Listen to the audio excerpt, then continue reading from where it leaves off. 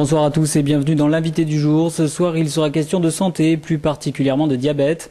En effet, mardi, Delphine Arduini, jeune diabétique de 32 ans, présentait une série de photos au titre évocateur Voyage en glucosie. Une exposition née à la suite de son tour du monde en 350 jours réalisé l'an passé avec son mari. Elle revient avec nous sur le moment où elle a appris pour sa maladie 16 ans en arrière. C'était pendant les vacances de la Toussaint et ça allait très très vite en fait. En l'espace d'une semaine, tous les jours j'avais un symptôme différent. Donc au début c'est amaigrissement, donc je maigrissais énormément alors que je mangeais comme 15.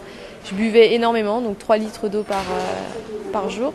Et je commençais à avoir des troubles de la vue. Donc pour lire, j'étais en première scientifique et pour lire mon roman pour le bac de français, j'étais obligée de le mettre de plus en plus loin. Donc tout ça a fait que c'était des symptômes avant-coureurs et donc examens médicaux, donc glycémie à jeun, qui est le taux de sucre, et là j'étais à 3 grammes, donc 3 fois la normale, et il ne se pose pas de questions, urgence, hospitalisation, et voilà. Donc ça allait en fait en 15 jours de temps.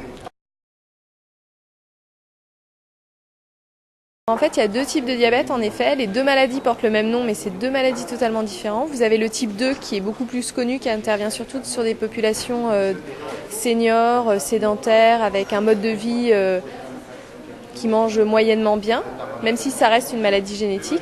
Et nous, pour qui l'insuline est vitale. C'est-à-dire qu'on est obligé de se piquer à l'insuline si on veut vivre. La principale contrainte en tant que diabétique de type 1, c'est s'injecter de l'insuline, puisqu'on n'en a plus, donc il faut se l'apporter par voie extérieure, donc c'est se piquer entre 3, 4, 5 fois par jour. Se faire des contrôles de la glycémie, donc le taux de sucre dans le sang, donc au bout des doigts.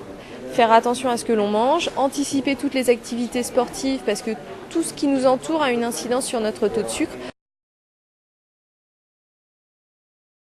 L'idée est venue tout juste parce que moi ça fait 16 ans que je suis diabétique et pour rien au monde je voulais arrêter de vivre pleinement ma vie et mes rêves.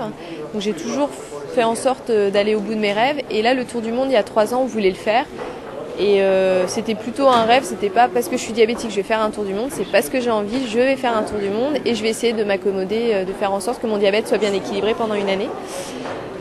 Donc on est parti 1 an et, avec mon mari Christophe et on a essayé de rencontrer dans chaque pays des associations de diabétiques de type 1, des diabétiques comme moi et de partager avec eux des petits moments de la vie et aussi de communiquer autour du diabète qui n'est pas forcément super bien connu, enfin le type 1 encore une fois.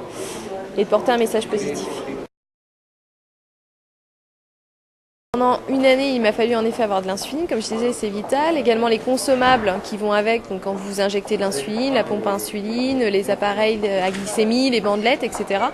Donc tout ça, je m'étais rapprochée de laboratoires pharmaceutiques pour savoir s'ils pouvaient m'aider d'un point de vue logistique tous les 3-4 mois pour me ravitailler dans des pays. Donc on avait établi avec eux avant le départ, tous les 3 mois, d'avoir des ravitaillements, donc en Thaïlande, au Japon, en Chine, au Chili, etc.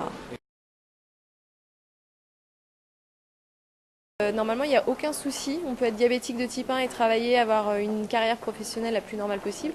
Après, c'est souvent la méconnaissance des gens qui fait qu'ils en ont peur, donc ils interdisent à certains diabétiques d'avoir certaines responsabilités ou certaines fonctions.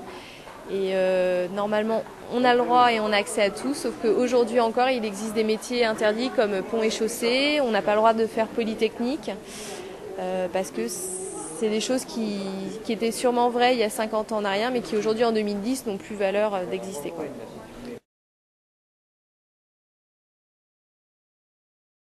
Carrément, quand vous en faites un, en fait, vous avez envie d'en faire un deuxième, dans l'autre sens ou par l'épaule. Enfin, le voyage appelle le voyage et il y a plein de belles choses à faire. Et je vis pour les projets, donc